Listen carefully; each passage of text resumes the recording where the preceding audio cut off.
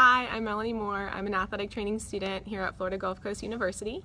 Today I will be doing a cranial nerve assessment on Asia. So the first cranial nerve is olfactory. So the best way to test for this is have your patient close their eyes, that way they don't see what they're smelling. So go ahead and close your eyes for me, Asia, and tell me what you are smelling. It sounds like a highlighter. That is correct. So she can smell. If there was damage to the olfactory nerve, then she would not be able to smell with her eyes closed, at least identifying where the smell is coming from. The next cranial nerve is optic.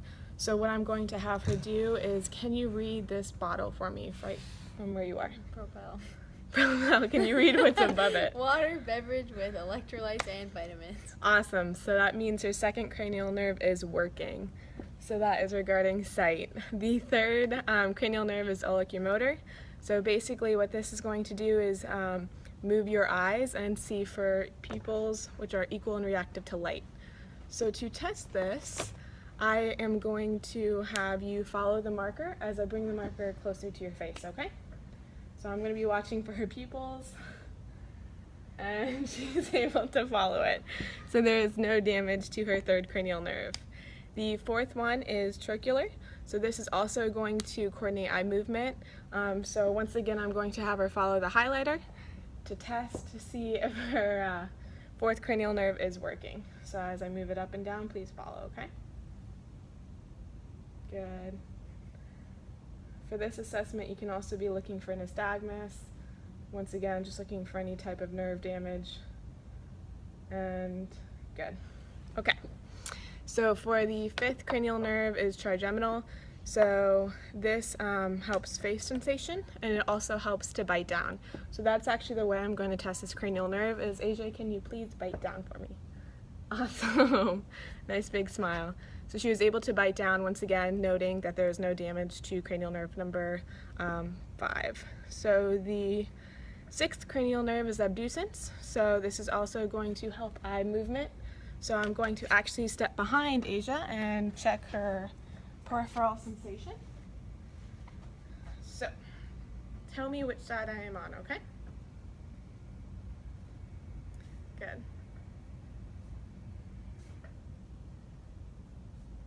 Okay, good. So she's able to abduct her eyes on each side, which is good. The seventh cranial nerve is the facial.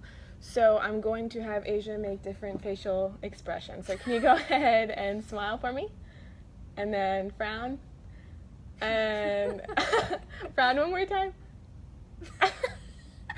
And if you could then go ahead and act like you're surprised. Good. So her seventh cranial nerve is functioning. The eighth is vestibular cochlear. The best way to test for this, I find, is going behind them once again, making a noise, and then once again noting which side the noise is coming from. So I'm going to go behind Asia, and then as you can tell, I'm going to be on both sides. Tell me where the noise you hear is coming from, okay?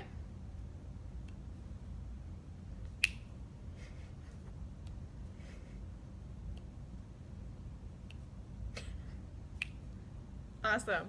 So there's no cranial nerve damage to her 8th cranial nerve. The 10th is glossopharyngeal. This helps with taste and swallowing. So what I'm going to have you do is actually take a sip of your Propel to see if that cranial nerve is functioning. Wonderful, and it is. So the vagus nerve is the 10th cranial nerve. I know it as King Vagus, which also helps with heart rate and digestion. So to test for this nerve, you can easily take the pulse. So right now I'm going to feel for her radial artery, and just go ahead and relax for me. And I feel a pulse, which is great. And then if you're not 100% sure, you can always move closer to the heart. So then I'm going to go ahead and feel for her carotid. Once again, noting a pulse, so which is a good thing. The 11th cranial nerve is accessory. So this helps move the head and basically shrugging the shoulders. So what I'm going to have you do, Asia, if you can please bring your shoulders up. Wonderful. And if you're not 100% positive on their movement, you can also add some resistance. So go ahead and bring them up. Good. So that cranial nerve is functioning. The last cranial nerve is the hypoglossal nerve, and this one, the easiest way to identify if this nerve is working is by the movement of tongue. So can you please stick out your tongue for me? Thank you. So as we can see through this cranial nerve assessment, Asia has all 12 cranial nerves functioning, which is great. This assessment works real nice when you're trying to assess cranial nerve damage, especially with concussions, and can easily be done quickly on the sideline. See you next time. Thank you.